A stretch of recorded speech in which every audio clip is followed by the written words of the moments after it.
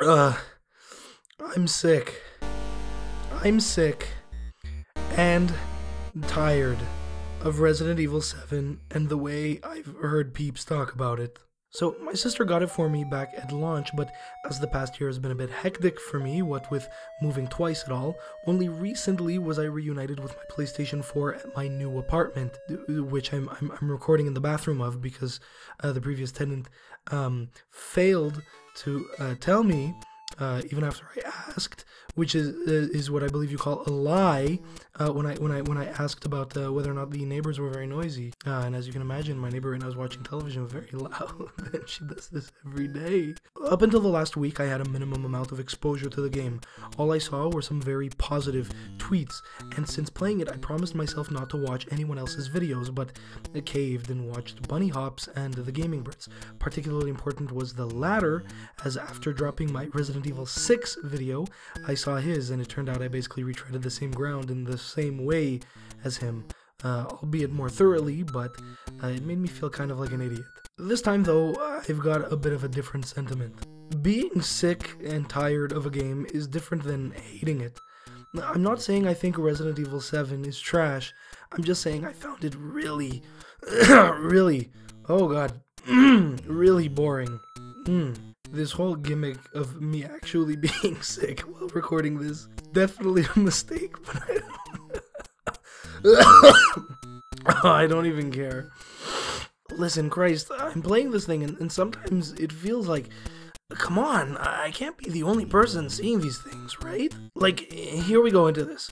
The premise they're throwing is that you'll mostly be defenseless throughout the game and will be sneaking around the house hiding from the family, but like, correct me if I'm wrong, but like, there's only 3 parts in the whole game where they do this. For context, I played on normal mode, so I don't know if this changes for hard, but honestly, I don't care. I picked the hardest option possible for a first playthrough, and was only in this sort of situation that the game was selling down everyone's throat 3 times. There was the part at the beginning of the game after dinner where the dad chases you around, then the part where the dad chases you down the hallways upstairs near the main hall, and you realize that disappointingly, he doesn't roam the whole house and only patrols small sections. So, like, once you go down this staircase, you're basically completely safe. And then, finally, the last one is where you sneak around the mother in the second freaking soggy house, which you actually do twice. Once as the girl in the cassette tape, and once as the dude in the real story. But, like, it's the same space, it's the same thing. So, technically, this happens 4 times, but there are only 3 very small locations in the game where sneaking around is what you're doing. Everywhere else, you're totally safe from the family members. Like, I'm not the only dumbass who's seeing this, right? How could anybody be cool with this? And it's not even like they're that much fun anyways. Like, the people run just about as fast as you, so if you get spotted, just running away and hiding behind a corner, an expected strat, it doesn't work. Trying this will just end with you getting hit, and then once that happens, you run slower, and then it's just a matter of time before your pursuer takes you out. Oh! No, once you get spotted, the only 100% guaranteed way to lose your tail is to pop a shot at their invincible freaking face to stun them, then use that lead to bounce and deke them out. But that's a waste of a bullet. Unless you care about your high score at the end, which you shouldn't, this is Resident Evil 7, then in most cases when you're spotted, it's more affordable to just let them kill you so you can restart and try again without spending that bullet. It's not very fun, and it's certainly not scary. Here's a bit of a thought. I think that for horror games to work, for them to really sell that fear to you, all horror-related mechanics and systems need to be abstracted in such a way that a player can't break them down or analyze them as a mechanic or a system. Like, there's a difference between a monster coming to kill you and a computer game AI with a field of view and a simple pathfinding algorithm. Seeing the limits and requirements of this system gives you a peek under this guy's hood. It reveals the mystery, and now he's not scary anymore.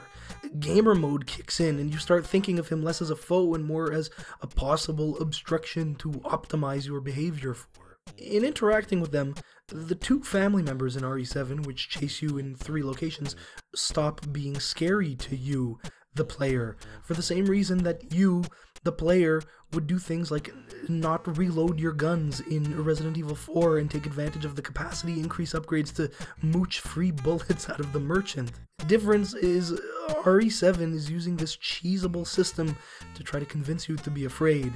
And hey, I'm not convinced. There was no panic or fear in me, just boredom. And speaking of boredom, not that this is the overarching theme of this whole video anyways, but holy hell, these boss fights.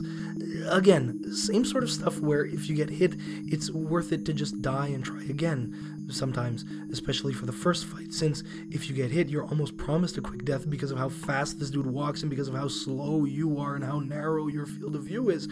What sucks is that playing the game correctly means you'll be watching a lot of the same cutscenes over and over again. Oof. But then all of the other boss fights kind of break every rule of what makes a good boss fight. I'm gonna die. I'm gonna die in this bathroom. Like, again, correct me if I'm wrong, but most of them don't have any sort of phases, and the ones that do are poorly handled. So, one of my least favorite parts of the game was this fight in the dissection room with the dad. Technically, this fight has 2 phases, so first he just kind of paces around you way too quickly, and you want to blast a few shoddy rounds at his dumb head. Eventually he gets mad, tears this fence open, and picks up these motorized scissors? I don't know.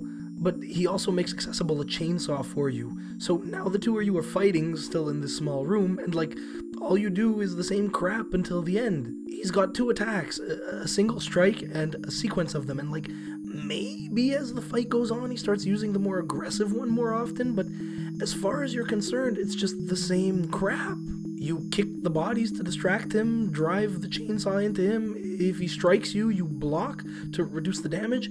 If the chainsaw turns off, you turn it back on, and from time to time, the game gives you this chance to cut him open and reveal a weakness or something, and like, that's it. I thought maybe this was going to be a classic 3 times you're dead sort of boss fight where each opportunity to saw him open would mark one of 3 phases of the fight, giving him more abilities and whatever, but no, it's just the same crap. A big chainsaw brawl in the basement of the house for like 5-10 minutes until he's just dead. Like, I don't feel accomplished. Sure, I learned how to beat him on my own, but I did that like 10 minutes ago, and the time between now and then has just been me repeatedly following through on that.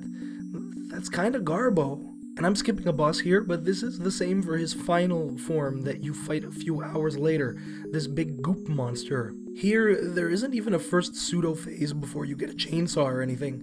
Here, you just go in, you see his body full of eyeballs, you evade his attacks, and you shoot them. And that's it. You win. If anything, this fight does the opposite of what a good one should do, because as you remove his eyes, he has a harder time getting you because, he's losing eyes. Like, this sort of degeneration of the boss's abilities and strength works in games where you're fighting other dudes, or games where you're hunting monsters or breaking down robots, but this is a giant goop monster, and I'm just some dude. Aside from that, the only interesting part of this boss is that he has some eyes underneath him, which you can really only pop if you manage to stay on the basement level while he's above you. Or you could just use the grenade launcher and destroy those eyes without even realizing they were there to begin with. It just... it doesn't feel right. I mean, take a look back at the old modern Resident Evil goop monster designs. Goop monsters are pretty popular in the series past, and you know why that is? Because goop isn't held back by form. The whole point of a goop monster, if you allow me to just make this conclusion, is that it can turn into all sorts of different kinds of things. Its forms and phases and variants are endless. I walk into this fight and I'm thinking the Ouroboros parasite that you fight various different ways in RE5. I'm thinking the chapter-long final boss of the Leon campaign in RE6. I'm looking this dude in all his eyes thinking, holy crap, what is this dude about to turn into? The floor is water, right? I bet I'm gonna have to electrocute his dumbass or something, or he's gonna morph into the walls or some crap. But no, you just shoot all his eyes and then he dies. And then there's my least favorite boss in the game, the one that kind of made me want to stop playing, honestly. The mother you fight twice. The first time you fall into a hole and it's just like this dumb shooting gallery sort of situation, and probably prep for the final boss who also immobilizes you and is exactly the same crap, but her second phase is the BS one. She's obsessed with bugs, so one way or another she winds up with a hornet's nest down in her undercarriage.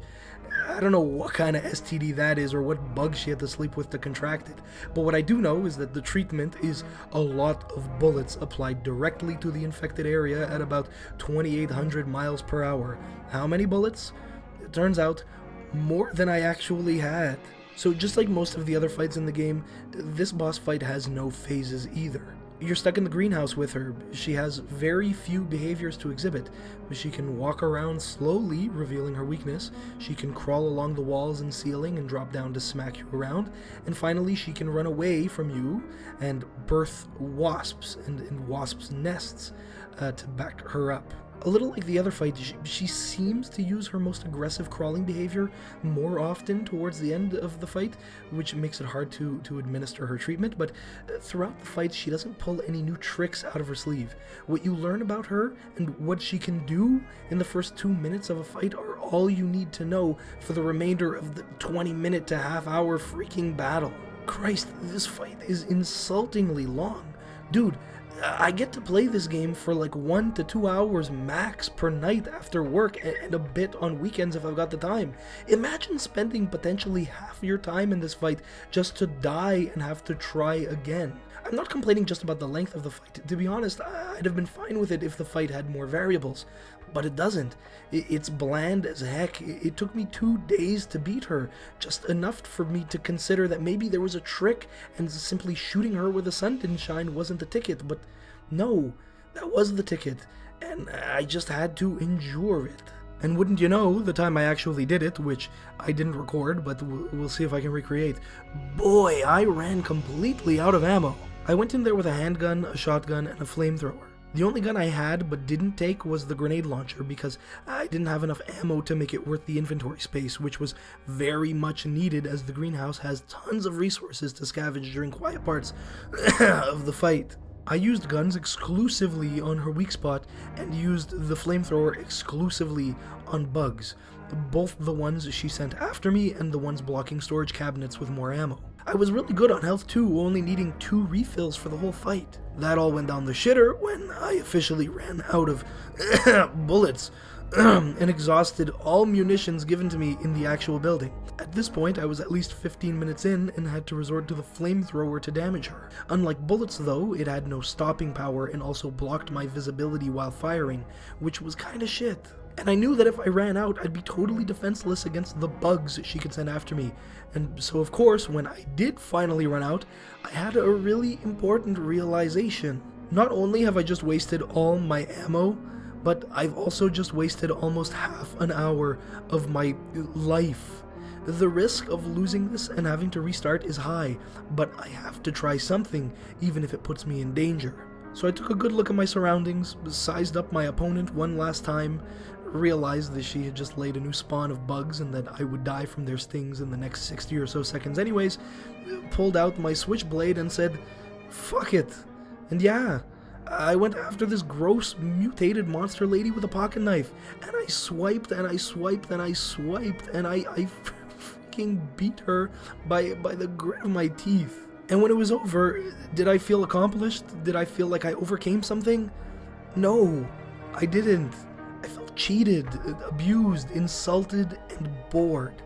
It was a boring boss fight. It was the same thing over and over and over again until I had completely run out of resources and by some miracle managed to avoid her wasps long enough to shank her. Up until the last few seconds, it was just shoot her nest, burn the bees, dodge her swipes, shoot her nest, burn the bees, dodge her swipes, for way too long to be enjoyable. It wasn't fun, as it had no variety and was overly drawn out. It wasn't scary, as in the first minutes I was able to get a complete understanding of her behavior. And it wasn't rewarding because I wasn't asked to overcome some challenge. I was asked to set an alarm for half an hour and wake up when it was done. fuck this boss fight, my guys. Christ. And what bothers me a lot is, like, afterwards, after this fight, I was just kind of out of ammo for a while, but the game didn't really seem to have anticipated that. See, this is the sort of game I'd call completely static. What's that mean? It means that everything in the game is all it has. That's a bit cryptic. Okay, so basically, everything that's placed in the game was designed to be placed in the game. Say you find a box of ammo, that's because a designer put it there. The other enemy types, which we'll get into a sec, they don't drop ammo dynamically on death like past Resi games. So all you get is ammo that was statically placed around the game. Like, technically, there's a maximum number of bullets you can get in the game. If you need ammo, there's absolutely nothing you can do about it. Now, as an experiment, try checking out a guide for the game. These guides include info on the placement of all items in the game. They'll tell you where to pick up every single thing that the game leaves out for you, and nothing more, because there is no more. There is a static amount of items in the game that includes health, ammo, chem fluid. All consumables are static. RE4 had a well-balanced dynamic difficulty and item drop system, as well as some static item placement to ensure that you always had what they intended you to have. But removing the dynamic, living source of consumables, that means that there are many ways to get blocked here in this game. You can get deadlocked into a zone and have to quit, or worse, just have enough to continue playing but have a way worse time. I assume that's what happened to me with Madame in the greenhouse. I probably wasted one or two too many bullets somewhere else to be able to beat her without my knife. It's just, I don't know. Something about that really puts me off. I mean, I play a lot of games, so it was manageable for me, but what I imagine a static placement of items does is make the game hella awful for a new player, which is just kind of in conflict with the game's seeming attempt to make Resident Evil more appealing to a general audience of horror game lovers who might not be that experienced with shooting mechanics. Here's an awful segue. So, what are bullets used for other than boss fights and distracting the dad to sneak past him? They're used for these goopy shithead dudes who come in to pinch you from time to time. Credit where credit is due. Given this game is a throwback to evil residences of yore, there was sure to be a lot of backtracking. Dropping these guys into previously totally safe areas was great, for like the handful of times it happened. Man, this game really has a content issue. Oof. But otherwise, these guys were just kind of annoying. Again, not scary because it's easy to break them down. They just materialize and walk straight at you, and you shoot them, and they stumble around, and they die, and that's it, so nothing to be afraid of. And hey, they're goop too. So, do they take on different forms? Yeah, they sure do.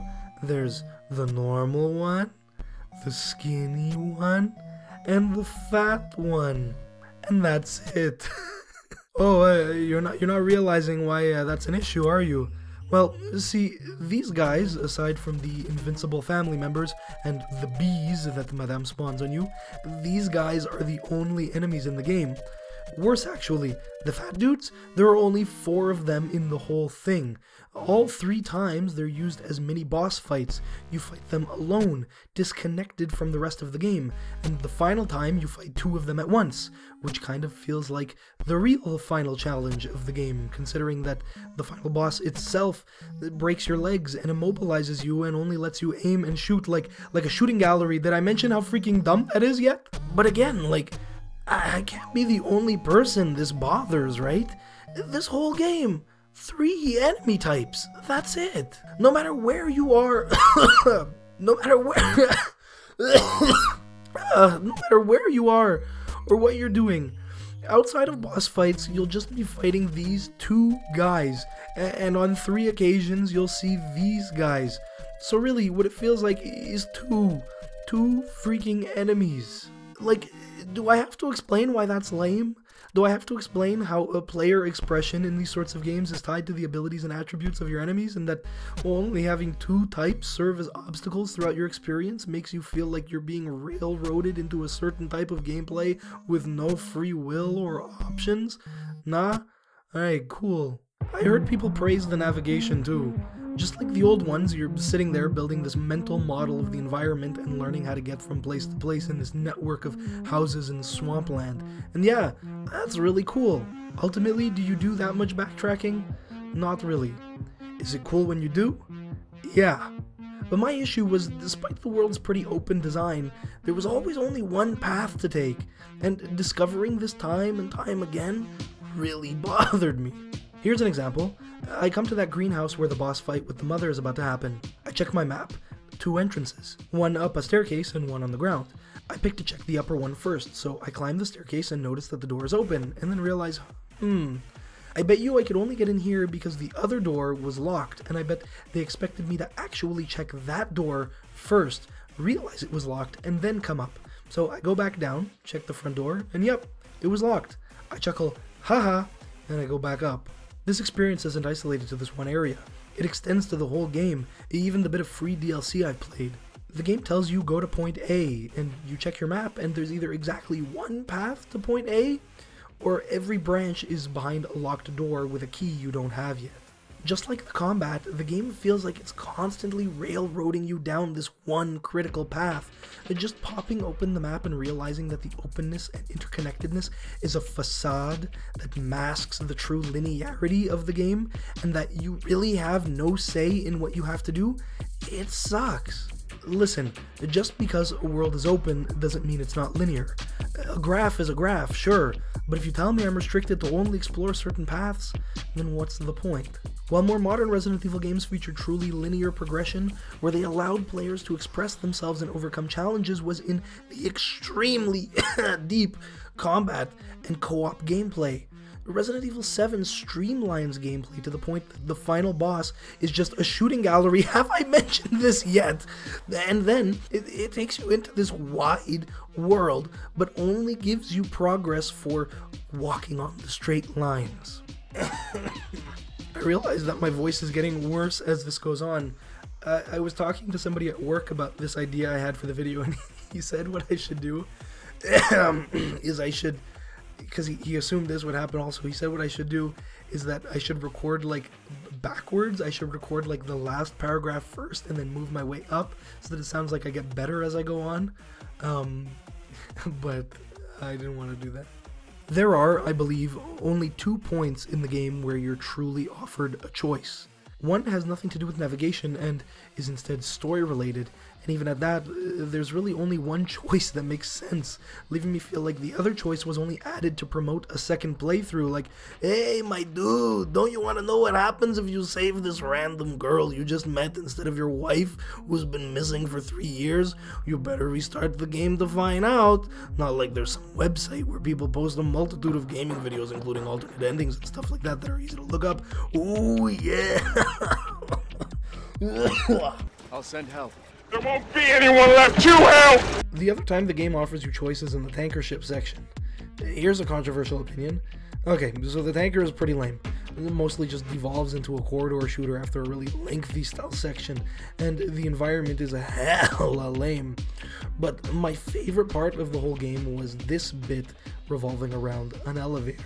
At this point, you've played through this area twice, once in the present and once via a flashback. So you're just starting to learn the layout and you slowly unlock more of it. And now the game tells you to activate this elevator to save the dude. To get it working, you need to get 2 things, a fuse and a power cable. A note gives you a clue as to where the cable is, but not the fuse.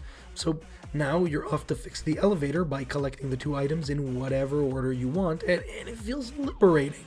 There are tons of enemies, so you still have to sneak around a bit in this maze-like place. There's a real verticality for once, as you use flights of stairs and the broken elevator shaft to go up and down and explore the whole place. For the first time, it feels like it's not exactly obvious where you have to go and what you have to do. Using the hint helps you get the cable, which then triggers a mini boss fight against a fat dude, but the fuse is nowhere to be found. There's a neat little trick going on here that took me a while to realize. There was an earlier part in the ship where you needed to use a fuse to open a door to go higher, but now that you've opened the elevator shaft, you have 2 ways of ascending from that floor. So the solution is to go back to that door from the earlier section, remove the fuse, locking yourself in, and then return to the elevator that you can now climb into. This elevator sequence is the only part in the whole game that had me completely engaged, I feel like. It was a cool puzzle. Each of the levels designs, and by levels I mean like actual levels, like floors of the building, each floor's design was distinct, meaning it didn't feel so bland. It had a few stealth situations, there was some combat, and of course there were unexpected encounters that happened to actually be scary because ding ding ding ding ding ding ding, you didn't expect them. One cool little gem in this otherwise pretty linear and boring game. Aside from this part, the game feels like it can play itself, especially into the next and final part of the game where you explore a massive mine with, again, just one path to the goal. And what bothers me most is that, again, this isn't what I expected. Blame the marketing? I don't know. But I thought going into this that the whole game would be about exploring and solving puzzles and backtracking through this house while the murderous family roamed freely and stalked me.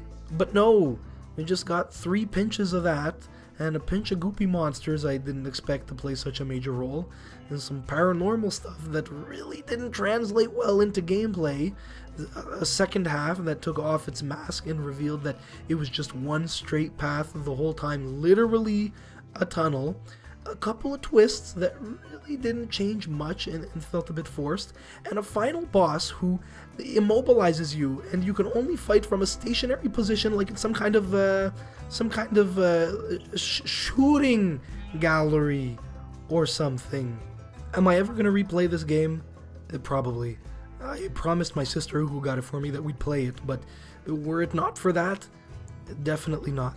Dead honest. Playing RE6 years ago with the old CPMCM in a stream was way more fun than this, and I'm kind of looking more forward to playing that game finally.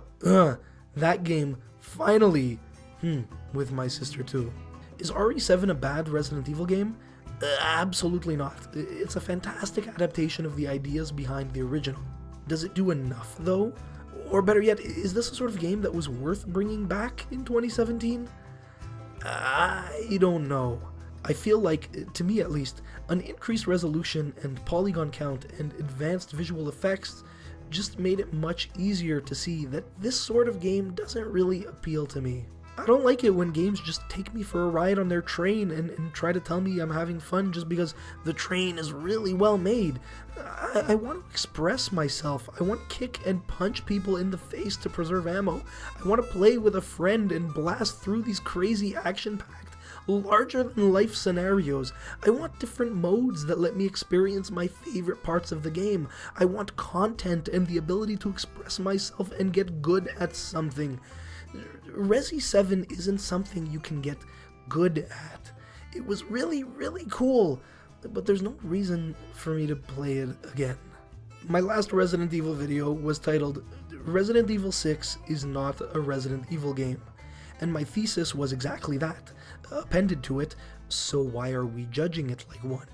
At the end of the day, Resi 6 may not have scratched that weird 2-decade-old itch that some of y'all have, but it was certainly the sort of game I wish more other games were like.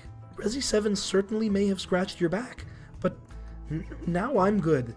Honestly, I don't know if I was ever really that itchy in the first place anyways. I did it, and I'm good. I had my fix, and now I'm tired. I'm sick, and I'm tired. Ooh, I can't get this line out. I'm sick, and I'm tired of Resident Evil 7. And that's gonna call it. No end screen. I can't breathe. Oh. Fuck!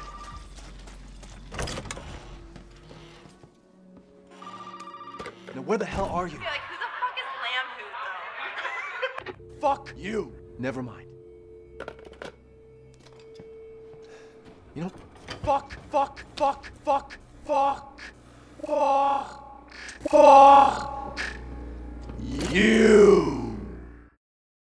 Hey, what up? Look at that. It's a friggin' Christmas miracle or something. Suddenly my voice is better. Wow, it's not like it's been 2 weeks since I recorded that video and realized that I can't really just cut end screens out anymore because, you know, I've got the patrons to credit. To be fair though, after doing that dialogue, I did just like straight go to sleep. It was, oh man, that was a day. But without further ado, my sanity throughout the production of this video and motivation throughout the production of this video has been brought to you by a lot of people, but in particular, and it's not like I have, you know, the names like printed or not printed, but you know what, I hand wrote them, so give me some credit. I hand wrote them and I put them on a little paper, and it's attached to the viewfinder, the screen of the camera. Anyways, thank you to Just Wally, Ari, Grant Whalen, oh baby yeah, Chris Broom, Austin Green, the final Blue Man, Zach Frazier. Yo, when's that Magic Mike video coming out, huh? You gotta, ooh, did I spoil it? Disgruntled Mushroom, Matthew Steven, Cosmic Crown, Nathan Walker, Tito's, Hat-Wearing Gamer, Draz, The Daily San K, and of course, last but not least, Mr. Pikmin 2, Vinjak. And I guess that's it. So if you're interested in whatever the heck you want to do, whether it's Patreon, I've got my Twitter link in the thing, I've got links to my website probably, anyways, all sorts of crap. There are links are in the description. Be sure to smash that like button, and I'd really appreciate it if you wouldn't mind sharing this video if you can't do it. But with that, I'm just done. My name has been LambHoot, and I certainly hope you take a nice big fat poop. See you later.